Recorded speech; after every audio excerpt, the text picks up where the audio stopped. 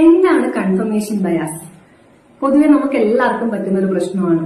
നമ്മുടെ ഉള്ളിൽ ഓൾറെഡി ഉള്ള വിശ്വാസങ്ങളെ വെച്ചിട്ട് അതിനെ സപ്പോർട്ട് ചെയ്യുന്ന തരത്തിലുള്ള കാര്യങ്ങൾ മാത്രം തിരയുക, അല്ലെങ്കിൽ അതിനെ സപ്പോർട്ട് ചെയ്യുന്ന കാര്യങ്ങൾ മാത്രം അക്സെപ്റ്റ് ചെയ്യുക എന്നുള്ളത്.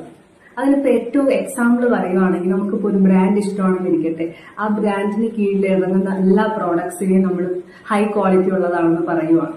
അതേസമയം അല്ലെങ്കിൽ നമുക്കൊരു ബ്രാൻഡിന് ഇഷ്ടമില്ലാന്നിരിക്കട്ടെ, പിന്നെ അതിന്റെ കീഴിൽ ഇറങ്ങുന്ന ഒന്നും കൊള്ളത്തില്ല എന്ന് നമ്മൾ നേരത്തെ കുത്തി മുൻവിധി എഴുതത്തില്ലേ, അതിനെയാണ്. അല്ലെങ്കിൽ ഇപ്പം ബേസിക്കലി പേഴ്സണലി പറയുവാണെങ്കിൽ, നമുക്കിപ്പോ ഒരാളെ ഇഷ്ടമില്ലാതിരിക്കട്ടെ, അപ്പൊ അയാൾ ചെയ്യുന്ന എല്ലാ കാര്യവും മോശമാണ്, അയാൾ ചെയ്യുന്ന നല്ല കാര്യങ്ങളൊന്നും നമ്മൾ കാണില്ല. ഈ കൺഫർമേഷൻ ബയാസ് കാരണം നമ്മുടെ ലൈഫിൽ മേലിൽ പല അബദ്ധങ്ങളും പറ്റാൻ സാധ്യതയുണ്ട്, അല്ലെങ്കിൽ നമ്മൾ അറിഞ്ഞുകൊണ്ട് പല നഷ്ടങ്ങളും വരുത്താൻ സാധ്യതയുണ്ട്, അല്ലെങ്കിൽ തെറ്റായ തീരുമാനങ്ങൾ എടുക്കാൻ വരെ കൺഫർമേഷൻ ബയാസ് കാരണമാവാം.